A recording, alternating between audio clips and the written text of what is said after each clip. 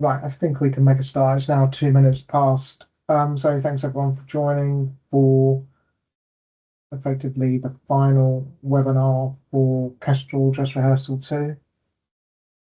Just highlighting that as of yesterday, we deployed report 04 and made that available to suppliers, LDSOs and DCC, and co-bodies to be able to download and view their versions of those reports, and also further complete their test scripts accordingly. There's a couple of points I just wanted to go over to clarify the current position. So the current test environment that we've shipped for dress rehearsal Kestrel, we've produced synthetic dip data for the whole of sprint 0. You'll see that in a moment when I start to walk through our dev environment, just so people get an understanding of what's there and what to expect. We've focused on, as a reminder, SIP participants, suppliers, SIP suppliers in particular, for their simulated dip data. So they're the only parties or the only suppliers that will have simulated dip submissions. And equally, just to confirm that we created daily submissions on their behalf in order to get the plan versus actual report 04 working, which will hopefully you're able to see now. For all suppliers, we have created a simulated next sprint plan. So you can have a look at sort of 2 sprints running concurrently, the current sprint that's executing, and or you've done the planning for, then the upcoming sprint. And with that, just I think asking the PPC folks that are supporting us to put some clarification comms out later today to say that there are certain test scripts now as we've changed the position slightly. So we do appreciate your flexibility and patience with us. So we remained on target to deliver the exit criteria for dress rehearsal 2, but the stretch goals where we were delivering report 03, we've now descoped because that was the aggregate and pan. So there's limited value for this exercise. The focus is report 04, which is with you now, and by the end of the week, and to be available at the beginning of next week, would be report 05, which is the transaction summary. And why would I be interested in this transaction summary? The main reason is that shows the IF35s, which is the accepted initiations, and the comparable closed out IF36s counts. So have all the successful initiations made it through to an IF36. That's what that report is about. And we're seeking to try and give a little bit more of a breakdown of other transactions as well in that report. So that's report 05, which we're working on now. The other point to note is that we have shipped the LDSO aggregates and also the co-body aggregates. For DCC at the moment, we've got a minor update to go in just so it shows the differentiation for smart meters. So that becomes clear in that report. And again, we're just working on now to get that fine tuning in place. And then finally, for the report 08, which is the unused capacity report, we'll be seeking to send out a specification by example, as that won't be part of the actual system testing for dress rehearsal 2. So those are the headlines from our side, and hopefully that made sense. So before I sort of just give everybody a little bit of a walkthrough and what they can expect to see, are there any questions?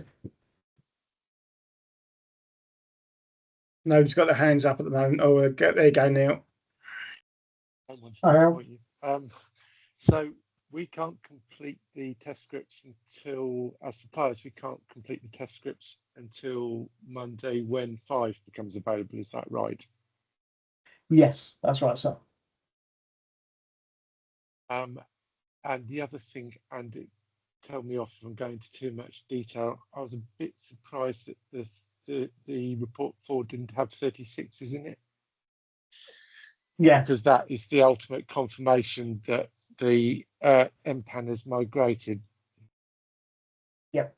So you're not going into too much detail. All questions are good questions, as you know now. So just for clarity, the report 004's focus is plan versus actual, which is the 31s, right? So that really focuses on initiation date, which is where we see the 31s, and typically what the behaviour we've seen in SIT. That's not always the case, that it travels all the way through to the 35. So that kind of, we can get a good indication on how successful those initiations have been. However, we do need a different report that says how those 35s turned into 36s, which is what I'm talking about now, report 05 will show you. So that will answer that question, hopefully, for you. The other thing is I'm seeing an uneven number of 31s being sent. I'd expect that to always be even because you need a data service and metering service. Should I be worried, or is that just illustrative and won't happen in real life? You've seen an uneven number of meter service appointments and data service. The number should be even because you should be sending them off in pairs, right? Yeah, that's how I constructed the test data generator. So okay, if you can just maybe show me a screenshot later and I can have a look at it, because they should be even pairs. Yeah. So it'll be an interesting anomaly, that one. So that's a good spot if that's the case. Thank you. I take it there's no more questions? Right. Let's see if I can share a screen and give everyone an idea of what to expect when they log in.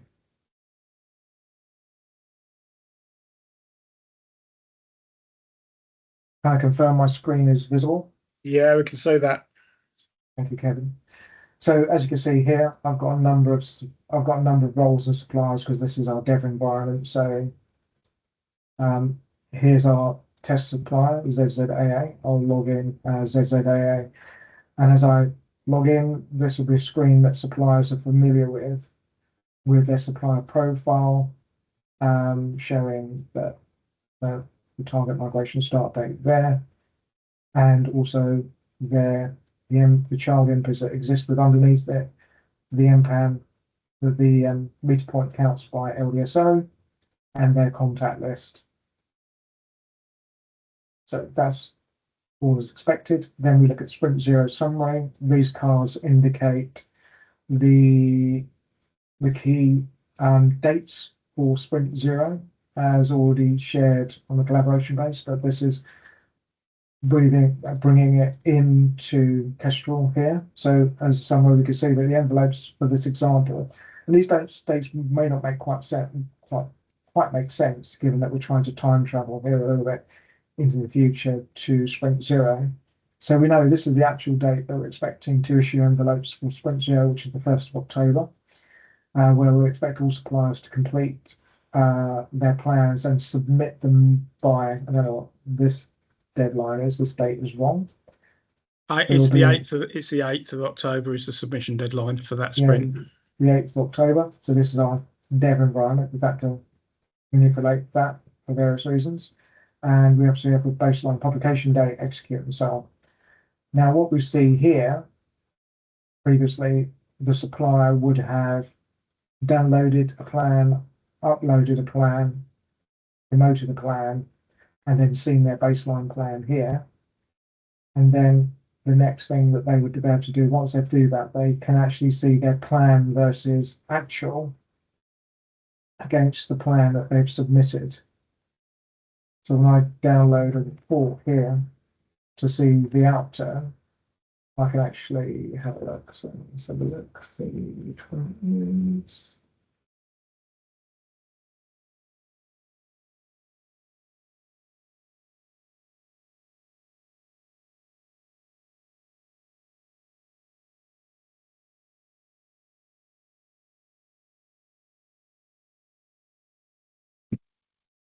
So here's the out-of-turn report, report 04, the ZZs, the AA. So the first tab that we see here, and this we try to keep this consistent across the LDSR roles, code bodies, and DCC in terms of this tab structure. So the metadata.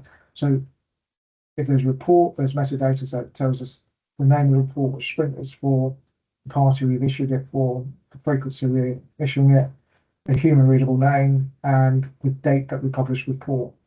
The date we publish report, for clarity, is that we will generate the report at D+1 from the DIP transaction date. And obviously, the test data doesn't quite reflect that, but hopefully that makes sense. The next one is the header, which is a very much a complete roll-up of everything that's in the report. So I can see immediately for this report that supplier that we're saying this is the planned migration date and this is the DIP transaction date. And they will always align because that's where we're checking plan versus actual against those two things. And there's a roll-up for this particular supplier, ZZAA. They had plans to undertake 4,365 total migrations for the appointment scenario migration change of agent, which is the ones that we are tracking and monitoring as part of the migration framework. And we can see the breakdown of meter service appointments, the distinct MPANs for meter service appointments, and also the distinct MPANs for data service appointments and their equivalent. And then the actual that was sent, because as you're probably aware, if you're sending multiple times because of failures, this number could potentially be higher than the distinct £10 that you're initiating for. To actually, that would show that you've been dealing with rejections at this very high macro level on this report. Then we dig into the next level of detail on the summary. Just noting that if anybody wants to ask a question, please raise your hand and we can address it as we go along. We can see here that ZZA is a supplier, and for, as Neil was pointing out, each LDSO has 2 rows for the given migration date. There's additional information there. So you scroll across and we see that the approved volume for that LDSO is 1,165. The environment here obviously is not production, it's just our dress rehearsal synthesized data. And there's the meter service appointment, data service appointment. And as expected at the macro level, this maps to the plan. So there's one leg of data service appointments and one leg of meter service appointments. And that then tracks all the way from IF31s to the IF35 accepted at rolled up level, because that's the first thing we're asking, can you actually make it to the IF35 accept? And then just wait for the future for those 35 accepts to come out in the appointment effective dates later on. And as we can see here, there are no rejections in terms of this given day for those DIP transaction days. And then we get into the breakdown. So the difference with this breakdown, when we look at the breakdown, is that we now show the proposed appointment date, because within the migration framework, we're expecting a migration offset of 5 days. Now that's working days. So we've got to just run that calculation based on adding bank holidays. So rather than be just a standard weekday, it is working days. Kev, that is correct, isn't it, Kevin? Includes bank holidays and its migration activation offset. So at the moment, this is just a gross one. So where there are any bank holidays, it's not factored into this number, but for the dress rehearsal 2 exercise, this kind of shows that this supplier is compliant with that that offset between initiation and the effective appointment date. And we can see again there are 2 pairs for each of those. This appointment and motor service appointment. So, for instance, what we would see if there was the supplier chosen to split, say, 65 of these MPANs as a shorter appointment date because they were taking advantage of the fast feedback period, that would appear as a separate row for that particular line item, and you probably see 2 rows for 65 MPANs for those with the shorter effective dates. That would appear here. Hence, that's the reason why we have that breakdown to give that level of granularity if there's any deviation against the proposed appointment date. So that's a quick summary of the supplier's perspective of a report 04. Are any questions at all?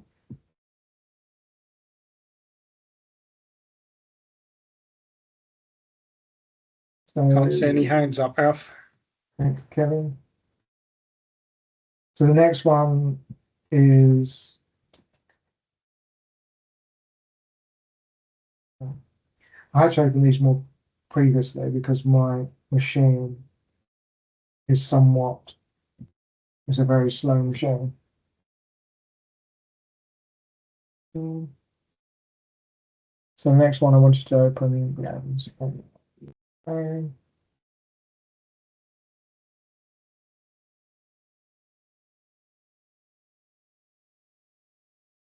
yep.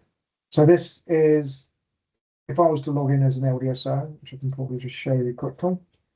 So I've got some test data under ETCL at the moment. So I'm just going to flag that as an LDSO, I would see all the reports. Now, noting that as an LDSO, there may be 0 migration activity, so I could download a report, there's no activity at all. And that's a legitimate scenario. Whereas, because all LDSOs get all days, whereas suppliers should, and again, we're looking to just put a fix in quickly. So all suppliers at the moment in 6 will see reports for all days that they're migrating. So I think there's probably about 16 pages worth of reports because that's all sprint 0 days. What we're looking to do is just reduce that down to days where you actually have a planned migration and there's dip activity. So in theory, even if you don't have a planned migration and there's no dip activity, it would still show.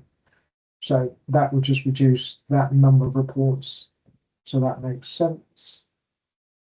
So going back to the LDSO, as an LDSO, I would log in. I'll see it. I'll see reports for all migration days. I could download that and see my LDSO aggregates. And I'll just point out that as we can see, sprint 1 is empty because it's not actually started yet. Execution, because we're still only executing in sprint 0 in terms of this simulation that we have right now. So back to ETCL. So this is what the LDSO summary looks like. It's very similar to the supplier version, but the different, obviously, you've got this the LDSO MPID. In the header, we've got the distributor short code. We have, again, the same construct. And as we can see here, there's no data coming across in that summary. And yeah, this one's just empty for the moment because all this is showing it's, yes, for this LDSO, nothing has happened. But what we'd expect is to see similar numbers, but rolled up at the LDSO level for the LDSO. And that's just an example of a nothing report for an LDSO. Because it's quite hard for me to show an LDSO report with data. And then equally the summaries for Retco and BSc are the same, but the only difference is they see all LDSOs. Okay. That's a high-level walkthrough of the functionality that you're expecting to see and conduct the tests.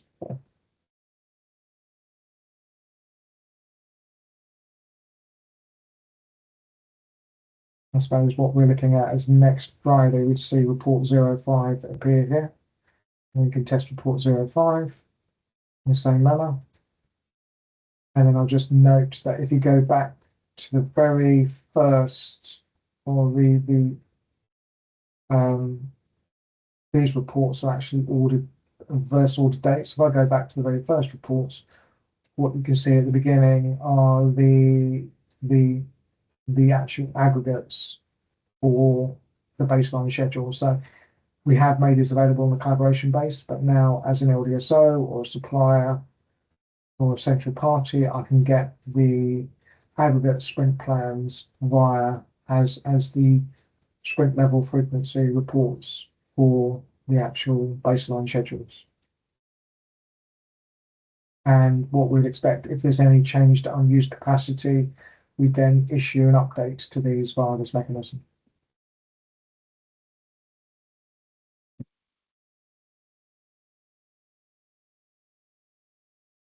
Okay. We're 23 minutes in. Are there any questions online or?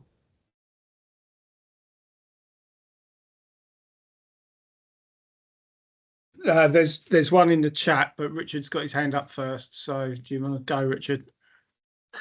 Thanks, Kev.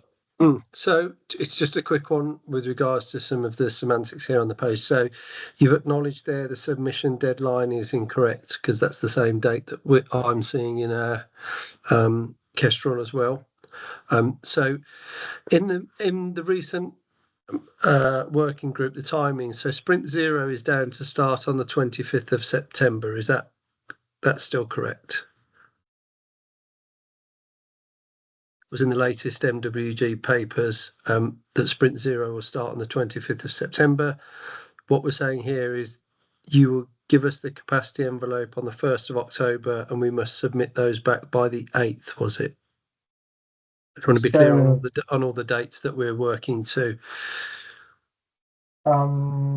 So the date that I have is the 23rd. So the date you're working to is 25th of September, did you say? Or so in the last migration working group, there's a framework, milestone update, progress dates, migration sprint 0 scheduled to start on the 25th of September and conclude on the 16th of October. And on here, you've got the envelope being issued on the 1st of October, and then you wanted it returned by, and that's where the February date then is incorrect. Was it the 8th? Yeah. So these dates, I just want to be really clear on the dates, if we can be, please, because obviously what we're seeing in Kestrel and the window that's being put in the migration working group documents, because it's a window, there's nothing specific. So I just want to be really clear on when we'll get our envelope issued to us, when we're expected to have that returned by, and then obviously the baseline schedule, etc. Is that? Yeah, so I was just making sure I understood the question. So there's a couple of, so the first thing is, yes, these dates have not changed. I think there's a link to these dates in the collaboration base that I think I can ask Rowan to share in the chat, and also Joe's posted a screenshot in there. So this does align to everything you've just said. So internally, MCC starts planning on the 25th, 24th here. And then we would issue the envelopes to industry for suppliers to make it available to them on Wednesday the 1st.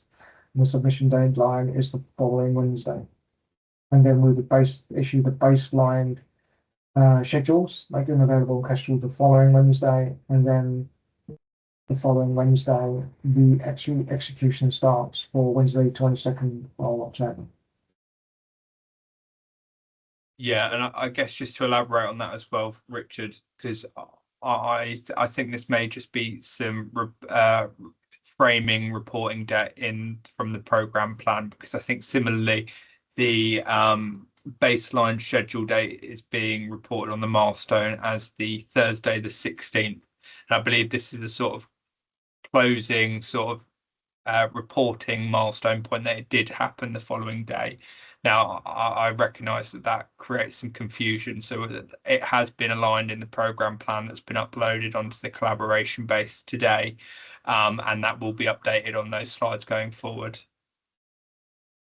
It's fine. Thank you for dropping that into the chat. We just wanted that clarity, because obviously Kestrel's also showing the incorrect date there. So as long as we've got this table, that's great. Thank you. Yeah, so yeah, we do publish those dates in the collaboration base to make that available, and I think that will be the source of truth on those things. We'll seek to make that the one place to go to.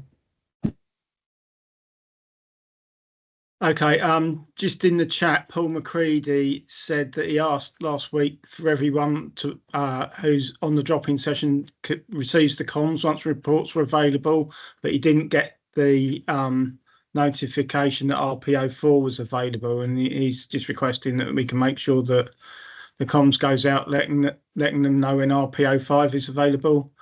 I don't know what distribution lists we were using for that notification. We'll need to go back and check. Yeah, so if you maybe just take that offline just to reach out to make sure we've got, Richard's registered with the right organisation, etc., and put on the lists accordingly. Thank you.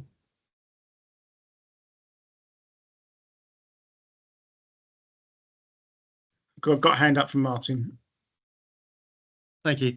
Alf, can you just on dates tell us when we will have our MPID set back to a weekly template?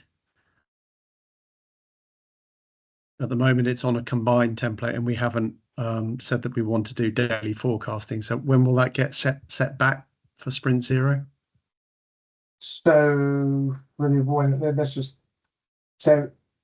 if you're not, so when is it okay to share, when roughly are you looking, what wave are you looking to start in? We're in wave 3.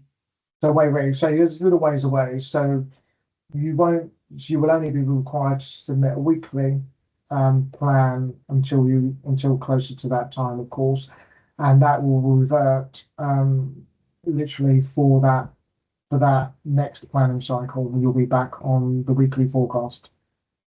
Yeah, but you said all suppliers need to submit their forecast for Sprint Zero.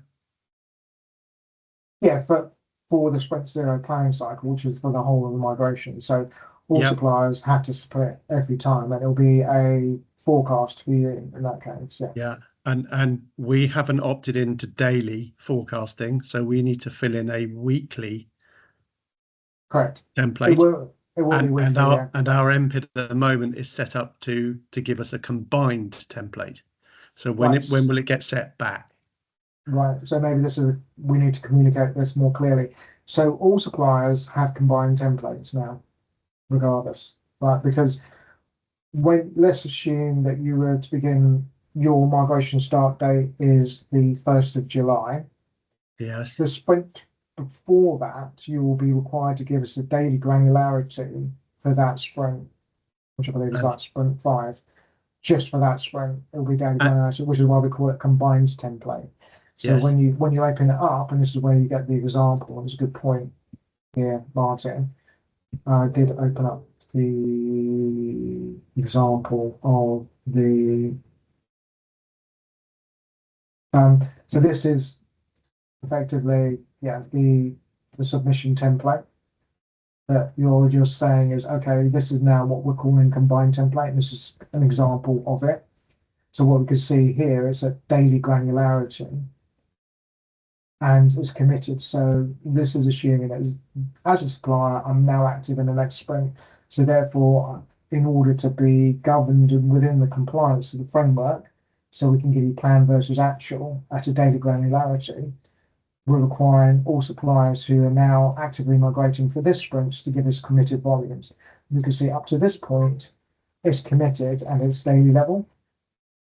And then from this point forward, it switches over to the weekly level. Yeah, I get all of that, but for sprint zero, Mhm. sprint zero, we're only going to submit a weekly plan because we Correct. didn't opt for daily. And our MPID is set up to give us a template only for that combined format. So when is our MPID going to be set back so that we can download a weekly one and fill Well, can that I in? ask Martin, sorry, what does it say in column N as your value? Does it say forecast or committed? Because I think we're expecting it on the UI to still show combined because it is the combined template. But the column N will then say whether or not you're submitting at a daily or a weekly granularity. Yes. In dress rehearsal one, we were filling in a weekly format. Yeah, correct. So when you File. download the combined template in column N, does it say a committed value or a forecast? Because that It would says still only, forecast. yeah, so that would be the expected outcome because then you'd still only be submitting that weekly forecast granularity.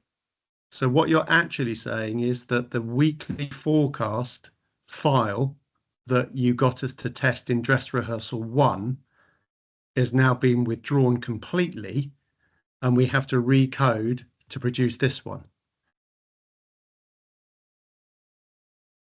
Yes, this is the new template, the combined This template. is the replacement template, whereas what you said last time was that you would set it back so that we would fill in the weekly forecast. And maybe, yes, apologies, maybe that's a semantics. So because I asked this question when you started dress rehearsal 2. yeah. The only reason I'm here listening to dress rehearsal 2 is just to keep in touch. Yeah. So, Yeah. and we noticed that we had been moved over to the combined plan. Mhm. And I asked that, and you said, no, that's at the moment so that we can do dress rehearsal 2. And then you will get set back to doing the weekly forecast plan as you did in dress rehearsal 1. But you're now saying that isn't what you have to do. We have to recode this for sprint 0. So I think this is something I probably need to go into a little bit more detail, perhaps. So to be clear, what you should be seeing is only weekly level. So you should Yeah, be saying for the whole. I'm clear about that. I'm clear that we've got a different format of file that we haven't coded our systems for. Yeah. We did it for dress rehearsal 1 for the file specification that you gave us in dress rehearsal 1. Yeah, and I And you understand the said, challenge. Yeah. But do other suppliers who are not taking part in dress rehearsal 2 know that? So yeah, so I think that's a good point. So what you're saying is the structure of the file has changed. So if you code it to use the previous version of the file, your code will break. So we need to just make sure that's explicit. We don't produce that file because that's not the file that you told us that we needed to fill in. Yeah. Yeah, understood. Right. And are there other suppliers out there who are not taking part in dress rehearsal 2 that will come along for sprint 0 and expect to download a completely different template because they've never seen that? Yeah. And I've only just twigged by asking you this question now that what you mean is there is only one file now for submission templates, a combined one, which if you are not in active migration, you need to fill in on a weekly basis if you're doing weekly and on a daily basis if you're doing daily. But you've never told anybody that. No, I think we have commed it out, but I think we can make it clearer. So we'll take that action away to make sure that's clearer comms to all suppliers to make sure that they're fully updating their systems accordingly and aware of the combined template and also the demise of the originally weekly only template. I think it may have been missed because there's a decision point that you may have missed where we had a discussion where we're trying to work out whether it was optimum to have a separate template for the daily committed volumes and a separate one for weekly. And given the complexity to try and split them into two and having a separate upload process for each, that's when we made the decision to go to a combined one. And yes, we probably missed. I heard that, and that was when you go into active migration. Yeah. But nobody had said, and so that means we're withdrawing it for prior to that. Yeah. But I suppose, and maybe it's probably my bad, because obviously logically in my head, until you become active migration, logically the file is a weekly one. But yes, the format has slightly changed. Yeah. So we'll pick that up. Yeah, so I do apologise for that, Martin. That's all right. I mean, now that I know, we'll change it. It's not a big change, but it's good. It's a good call. Yeah. Not aware that actual decision to withdraw all of the stuff that we tested in dress rehearsal 1 and replace it with this. Yeah, you're right. I did miss that because it's such a subtle change, but you're right, it's a good point. Thank you.